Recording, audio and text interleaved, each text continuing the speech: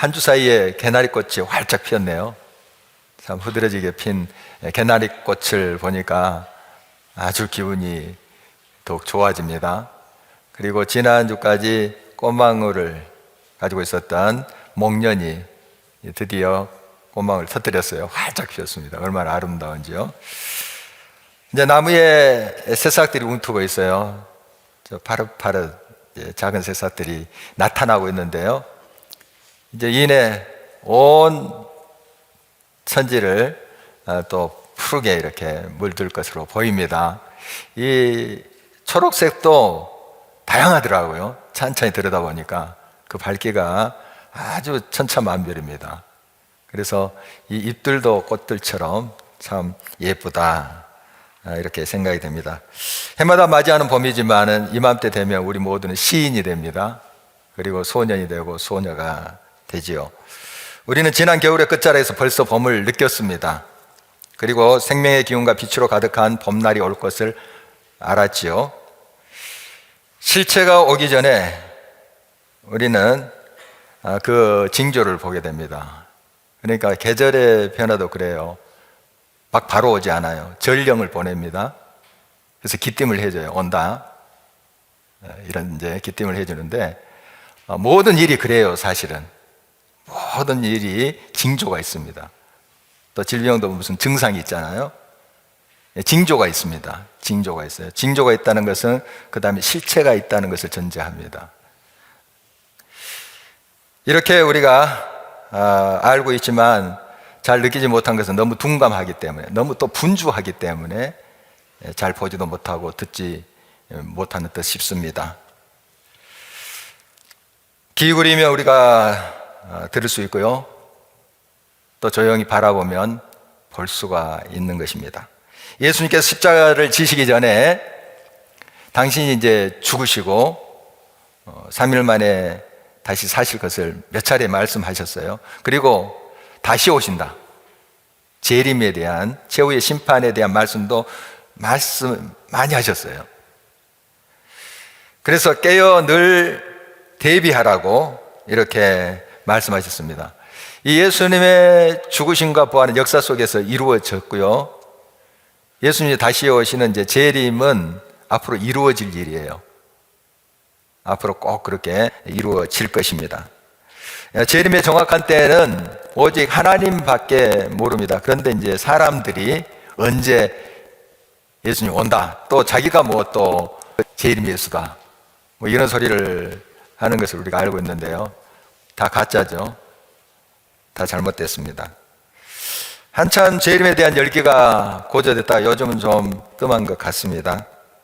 재림에 대한 거짓 주장들의 식상한 면도 있고요, 또 우리의 신앙생활의 현세주의, 또 세속주의가 좀 만연해져 가고 있는 증거가 아닐까, 그렇게 생각이 듭니다. 그러나 분명한 것은 역사의 종말, 곧 예수님의 재림의 징조가 더 짙어가고 있다, 더 분명하게 또 보이고 있다 하는 것입니다.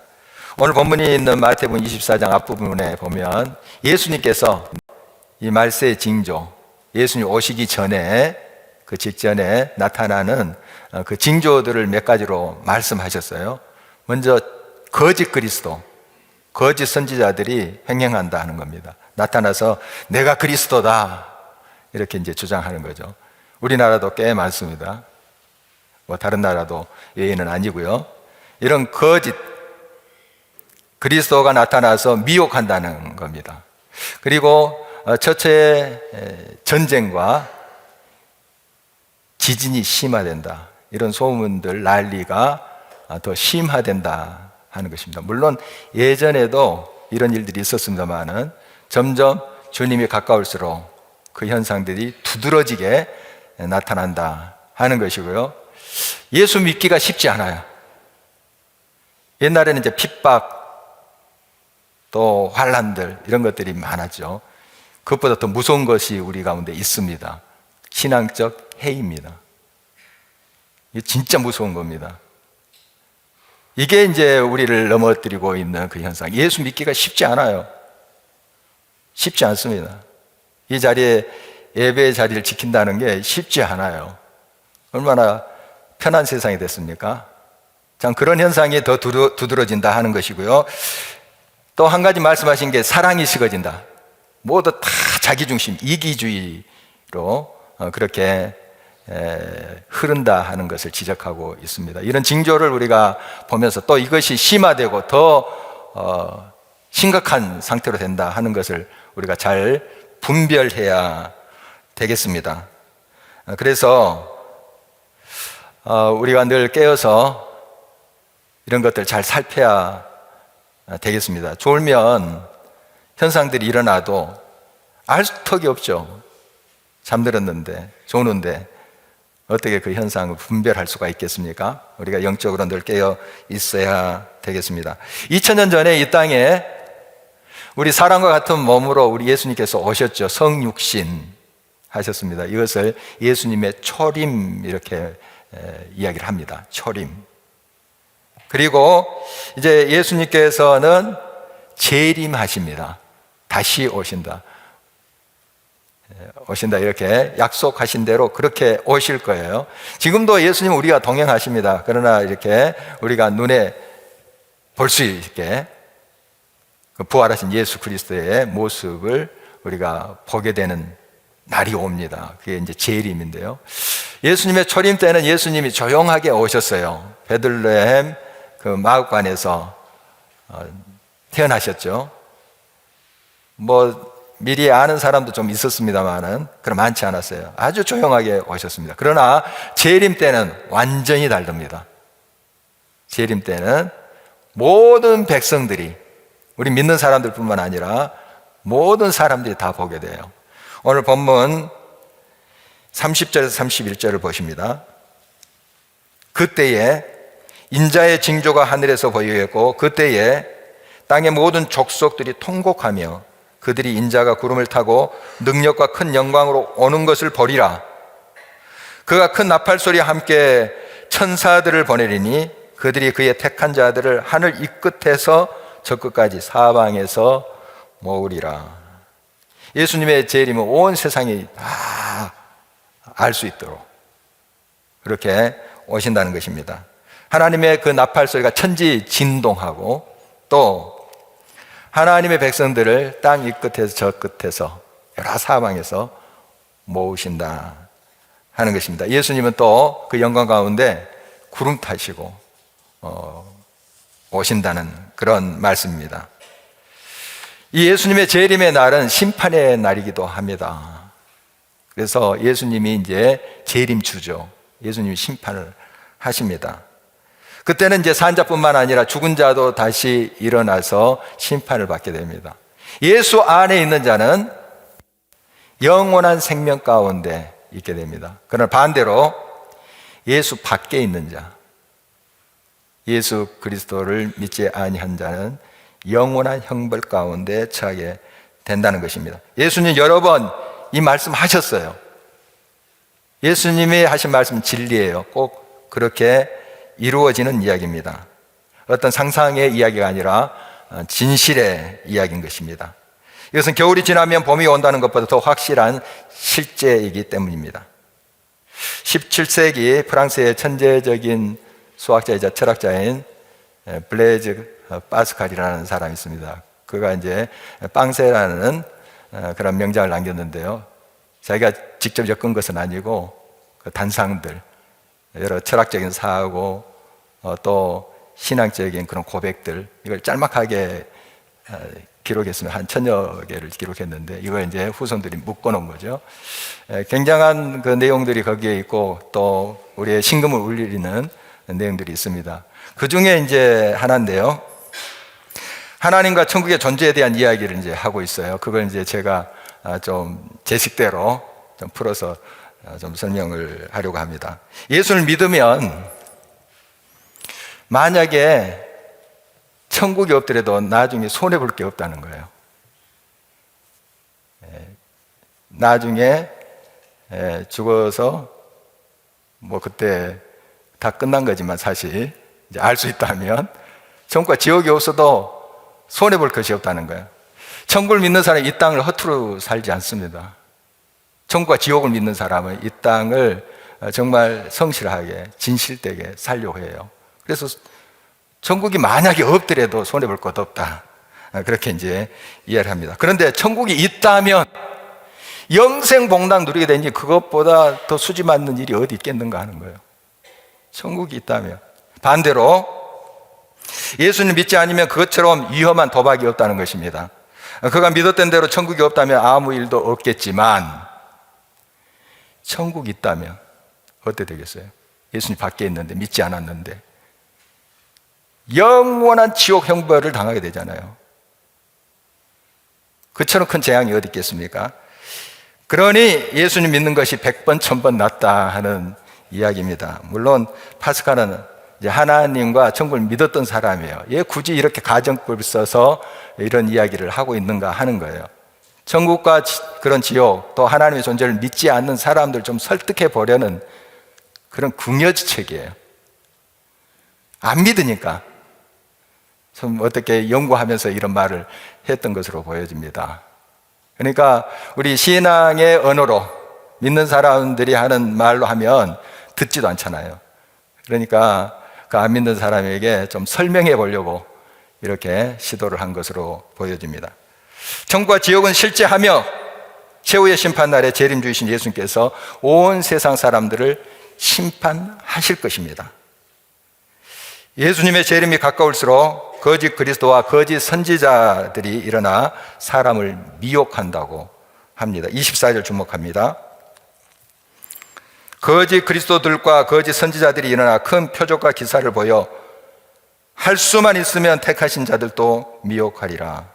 이 말씀 보니까 거짓 그리스도들하고 복수로 나왔네요. 그리스도는 한 분이신데 그리스도들, 벌써 이렇게 자기가 그리스도라고 하는 사람들 가짜라는 걸 알 수 있죠. 잘못됐어요. 너무 우리는 잘 알고 있습니다. 참 진짜가 있으면 이제 가짜들이 또 판을 치게 됩니다. 어떤 것은 진짜보다 더 진짜같이 보여요. 그래서 사람들이 이제 속아 넘어가지요. 할 수만 있으면 하나님의 택하심을 받은, 그러니까 크리스찬들조차도 미혹합니다. 특히 이제 신천지, 또 JMS, 여호와의 증인 보면 예수 믿는 사람들도 공략해요. 교회가 붙어 있는데도 문 두드리고 전도하려고 합니다. 자기들 나름대로. 정말 나는 넘어가지 않아. 저 엉터리 같은 거 정말 나는 넘어가지 않아. 이렇게 큰 소리 친 사람도 어느 순간에 넘어가 있어요. 그 이단에 속해 있는 사람들 보면은 아주 똑똑한 사람들 많습니다. 대단히 공부 많이 한 사람도 많아요. 그리고 예전에 교회에 충성했던 권사님들도 꽤 있어요. 언젠가 제가 한 편지를 받았는데 어느 교회에서 권사 20몇 년을 했대요. 근데 깨닫지 못한 진리를 깨달았대요. 여호와의 증인에서. 나 좀 만나자고 그러더라고요. 맞짱 뜨겠다는 거죠. 안 만났죠. 뭐 시간 버리는 것이기 때문에. 어떻든 그런 일들이 많습니다. 우리 주변에 많아요. 이 한번 미혹의 영에 넘어가면 정말 이 논리가 안 통해요. 말씀이 안 통해요. 참 무섭습니다. 우리 언제나 경계해야 되고 깨어 있어야 됩니다. 말씀과 기도에 깨어 있어야 되고 건강한 신학이 있는 그 공동체에 소속되어 있어야 돼요. 그래서 신학이 필요한 겁니다. 건강한 신학, 말씀에 준한 건강한 신학이 있는 그 울타리에 서로 보호받고 보호하고 할 필요가 있어요. 그런 공동체가 필요합니다. 사이비와 이단뿐만 아니라 교회 안에서 가짜가 또 틈탈 수가 있습니다. 그중 하나가 세속주의라고 볼 수가 있습니다. 릭 조이너는 그의 제 교회사에 감춰진 예언에서 이제 주 313년에 콘스탄티누스 황제가 로마 제국의 이제 국교를 기독교로 공표한 거죠. 그러니까 로마 제국이 기독교를 얼마나 비판했습니까? 예수 믿는 사람들 잡아 죽이고 못 살게 굴고 했잖아요. 그런데 300년이 못 돼서 그냥 완전히 변했습니다. 그래서 로마가 이제 기독교 나라가 되어버린 거죠. 참 놀라운 기적입니다. 대단한 일이에요.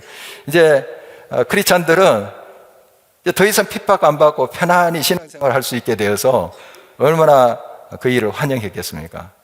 그런데 이 릭 조이너는 로마 제국의 국교가 된 기독교의 그 어두운 면을 좀 지적하고 있더라고요. 그는 이제 아더 월리스라는 사람의 말을 이렇게 인용하고 있습니다. 로마 정부의 박해로 고통받는 대신 교회는 정부의 후원을 받게 되었다. 압제를 받을 때는 깨어 기도하며 신실함을 지켰던 하나님의 백성이 거짓된 안정감에 젖어들기 시작한 것이다. 이게 무서운 거예요. 이게 무섭습니다. 이제 로마 제국 다 기독교를 믿는 그런 나라, 백성. 황제가 이제 다 내 말 들어, 예수 믿어. 이러니까. 거기에 이제 맞춰서 이제 백성들이 예수님을 받아들인 거죠. 물론, 이렇게 해서 예수님을 인격적으로 만나고 주님의 은혜를 체험한 사람들도 많았을 거예요. 그걸 다 부정적으로 볼 수는 없습니다. 그러나 권력에 의해서 기독교를 받아들이는 그 폐해가 얼마나 심한지 모르는데, 우리가 중세교회 알잖아요. 하나님을 믿고 하나님을 의지한다는 그런 나라가 하나님이 주인이 아니라 황제가, 교황이 중심에 딱 앉아 있어요. 자기들은 그렇게 안 한다고 하지만 사실이 그래요. 그런 역사를 우리가 너무 잘 알고 있습니다. 이 콘스탄티누스는 이제 니케아 공회를 열면서 여러 이렇게 회의를 했습니다.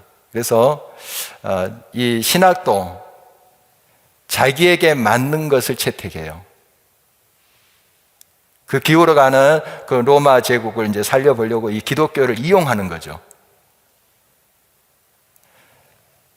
권력의 시녀가 돼버린 기독교. 이건 재앙이에요. 무서운 형벌입니다. 그런 이제 모습들이 이제 일어나기 시작했습니다. 교회가 이제 급속도로 세속화되기 시작한 거죠. 어두운 면입니다. 물론 밝은 면도 있는 것은 사실입니다만은 이러한 어두운 면을 우리가 간과할 수가 없습니다. 그래서 우리는 이런 힘에 의한, 권력에 의한 그러한 기독교화, 이것은 경계해야 됩니다. 그건 꿈도 꿔서는 안 되겠죠. 우리 예수님이 이 땅에 오셔서 이제 사역하실 때 제일 먼저 어디서 이제 사역하셨냐, 공생에 사역을 하셨느냐면 갈릴리 지역이에요. 갈릴리 지역은 아주 소외되고 가난하고 정말 상처가 많은 사람들이 살고 있었던 곳이에요. 그런 사람들이 예수 그리스도를 영접하고 그들을 통해서 주변에 복음이 증거됐어요. 그래서 귀족들도 믿고 또 많은 권력 있는 사람들도 예수를 믿게 됐죠. 이런 흐름은 너무 자연스러운 거죠. 그리고 바울 사도도 마찬가지입니다. 가는 곳곳마다 정말 힘들고 가난하고 아픈 사람들 함께 하면서 그들 예수 그리스도의 복음으로 변화시켜서 그들을 통해서 주변을 또한 예수 그리스도의 생명으로 채워넣었던 그 바울 사도, 또 그들의 동력자들 우리 알고 있습니다. 신안군에 가면 증도라는 섬이 있어요. 좀 꽤 큰 섬이던데요. 한 주민이 2,000여 명 됩니다. 90% 이상이 크리스찬이에요. 지금도 90% 이상. 어떻게 이런 일이 일어났나 하면 일제강점기 때 문중경이라는 전도사님이 계셨어요. 여성인데요. 이분은 이제 시집 올 때 한글을 깨치지 못했어요. 이 글자를 못 읽으셨어요. 그리고 남편한테 소박을 맞게 됩니다. 그게 너무 가슴 아프고 안타까워서 시아버지가 불러서 한글을 깨우쳐 줬어요. 시아버지가 가르쳐 준 거예요. 깨우쳐서 이제 예수 그리스도를 만나게 되고 성경을 읽기 시작했어요. 은혜 받았어요. 성령에 충만하게 됐어요. 그래서 예수 그리스도의 사랑을 막 이곳저곳 전하게 해야 된 거예요. 그래서 그분이 세운 교회가 한 100개 정도 됩니다. 이제 우리 한국 동란 때 순교 당하셨는데요. 얼마나 아름다운 이야기예요. 이렇게 복음이 증거돼야 되는데 점점. 그래서 성령의 감화 감동으로 예수 그리스도를 영접하고 예수 그리스도를 주인으로 삼고 이게 자연스럽게 이렇게 퍼져가야 되는데 어떤 그 정치적인 그런 경제적인 이유 때문에 예수 그리스도를 믿게 된다 하는 것은 잘못된 흐름이죠. 자, 옛날 이야기 했습니다. 자, 우리의 모습 한번 살펴봤으면 좋겠어요. 우리는 어떤 식으로 예수님을 믿고 있는가? 신앙을 도구화시키고 있지 않는가? 하나님 중심으로, 말씀 중심으로 내가 겸손히 나를 비우고 그 말씀을 따라 행하는가? 아니요, 나의 목적을 성취하기 위해서 신앙을 하나님까지 이용하는가? 하는 거 우리가 살펴봤으면 좋겠습니다. 물론 우리가 다급하고 힘들 때 하나님 도우심을 구해야 됩니다. 하나님 도우심을 구해야 돼요. 그것을 부인하는 것이 아니고요, 우리의 신앙의 근본적인 태도를 말씀드린 것입니다. 신앙을 도구화시켜서는 안 돼요. 하나님을 우리의 돕는 자로만 사용해서는 안 됩니다. 우리의 주인이시죠. 하나님 뜻대로, 하나님 말씀대로 우리가 행할 때 거기에 참된 자유와 참된 행복이 깃드는 게 아니겠습니까? 속이는 자들은 기가 막히게 사람들을 미혹합니다. 제가 한 며칠 전에 라디오를 이렇게 차에서 들었습니다. 했더니 보이스피싱 하는 그 사람들이 녹음 파일을 들려주더라고요. 조금 몇 마디 들었는데 기가 막히더라고요. 빈틈이 없을 정도로 그렇게 치밀하게 접근을 하고 사람을 속여요. 꼴딱 넘어갑니다. 나는 안 넘어가. 그거 말도 안 돼. 이렇게 큰 소리 친 사람도 넘어가요. 이게 미혹의 힘입니다. 우리 신앙에 미혹을 하는 사람은 더 교묘해요. 영적인 부분까지 터치하기 때문에. 여러분, 정말 깨어서 분별하지 않으면 우리 또한 넘어갈 수 있다는 것을 인정해야 됩니다. 정말 이러한 미혹하는 자들이 행행하고 신앙의 해이가 가속화된 것을 보면 우리는 주님 오실 날이 가까웠다, 더 임박했다 하는 것을 깨달아야 됩니다. 32절 33절입니다. 무화과 나무의 비유를 배우라. 그 가지가 연해지고 잎사귀를 내면 여름이 가까운 줄을 아나니 이와 같이 너희도 이 모든 일을 보거든 인자가 가까이 곧 문 앞에 이른 줄 알라. 꽃과 나무들 보면 계절의 변화들을 알 수가 있습니다. 무화과 나무의 잎이 연해지고 잎이 이렇게 무성해지면 여름이 가까운 줄을 우리가 알죠. 그러나 이 시대를 우리가 분별하지 못한다 하는 것입니다.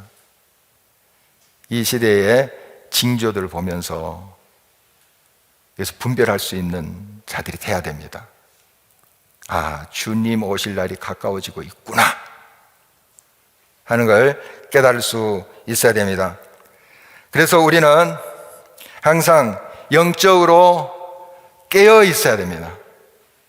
생각만 하고 그쳐버리면 안 됩니다. 졸지 않아야지. 하지만은 졸음이 오잖아요. 졸음 운전하고 있잖아요. 생각으로 그쳐서는 안 됩니다. 생각한다고 되는 게 아니에요. 실제로 우리가 같이 격려하면서 깨워가야 됩니다.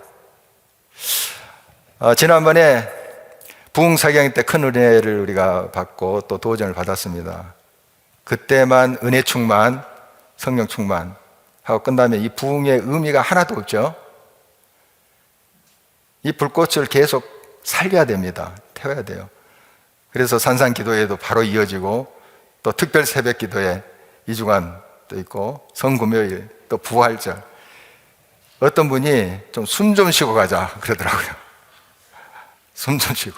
이해가 됩니다. 그래서 좀 이제 그걸 참고를 하고 있는데, 그러나 이 불 붙일 때 그냥 확 붙여야 돼요. 붙여야 됩니다. 이게 좀 흐트러지면 모닥불도 꺼져 가잖아요. 갖춰야 됩니다. 여러분, 그런 의미에서 이번 특별 새벽 기도에 사모하면서 함께 했으면 좋겠어요. 다시 한번 설명드립니다. 왜 특별이냐? 하나님은 우리들에게 특별하지 아니하신 적이 없어요. 하나님 특별해지실 필요가 없어요. 이 성경 말씀 우리가 신학에서 특별 계시를 합니다. 특별 계시.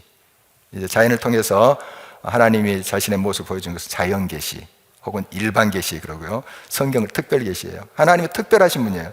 자, 그러면 우리가 특별해지자 하는 거예요. 우리가 평소 새벽기도 안 했는데 이 시간은 특별하게 결단하고 나오는 거예요. 하나님께서 그 가운데 역사하실 줄 믿습니다. 예수님의 제 이름이 가까운 줄을 아는 사람은 자기 중심적인 이기심에서 벗어나서 서로를 섬기고 존중하고 서로를 높이는 자리에 나갑니다. 결국 하나님을 사랑하는 그런 삶을 살게 되는 것이죠. 세속주의 가치관이 판치는 세상입니다. 우리 크리스찬의 가치관 속에도 깊이 들어와 있어요. 그걸 우리가 살피면서 정말 하나님 중심, 말씀 중심의 신앙으로 우리 삶의 재편을 이루어야 될 것입니다. 미영을 우리가 잘 분별해야 되겠습니다. 그럴듯이 보이거나 또 들리는 것도 우리가 잘 말씀 가운데 분별해서 주님의 뜻을 취하고 주님의 뜻 안에서 서로 격려하면서 우리가 나아갈 때 주님께서 우리를 통해서 큰 기쁨과 영광을 받으실 줄 믿습니다. 이런 은혜가 저와 여러분 삶 속에 넘치길 주의 이름으로 축원합니다.